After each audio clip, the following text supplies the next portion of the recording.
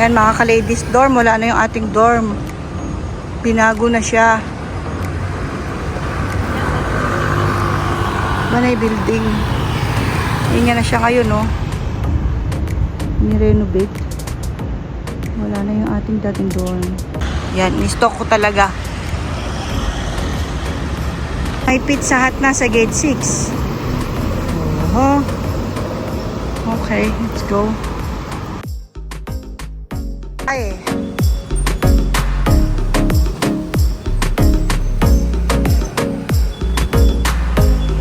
Yes. Mga tusok-tusok.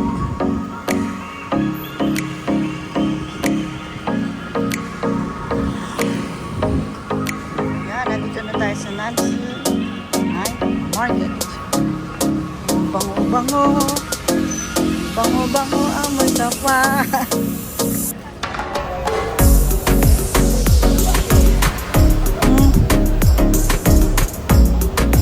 Ito may sabi-sabi. Mga suso. Okay.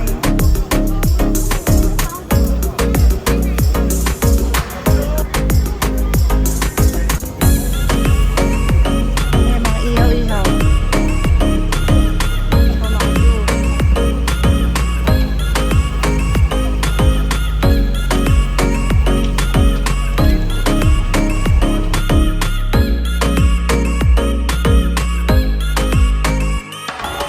Bata.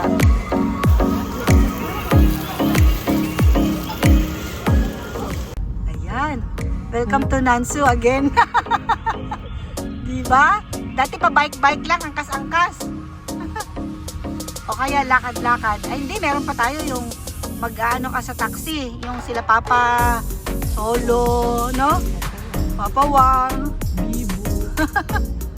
Yun ang mga ano dati, service. Ayan, natatandaan ko pa to. Oh, shoutout sa mga taga-asi dyan. Oh, yung apartment 79. Ay pa ba? 85, 83, 81. Puro butalyon na natin eh. Ayan. Sa mga apartment Diba? 79 dyan, oh. Nandiyan pa ba yung nagpapautang? Oo, sir. Ilang dalag natin eh. Oo, dyan tayo.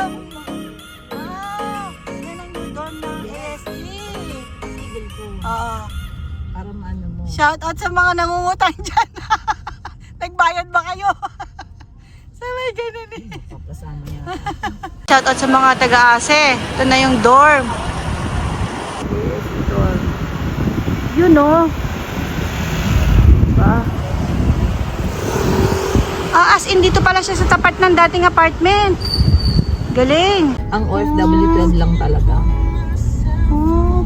Ayan. Nakakatuwa dyan, nawawala yung mga bike natin. Ninanakaw. Hindi pa siya bayad, nananakaw na. Si Mr. Shaw, saan nga ba?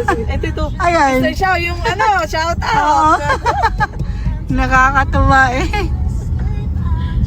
Di ba? After ano, ilang years na ba yun? Kaedad ng panganay ko.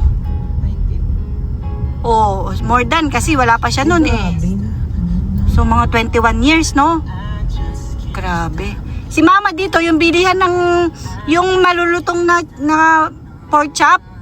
Meron dito. Yun.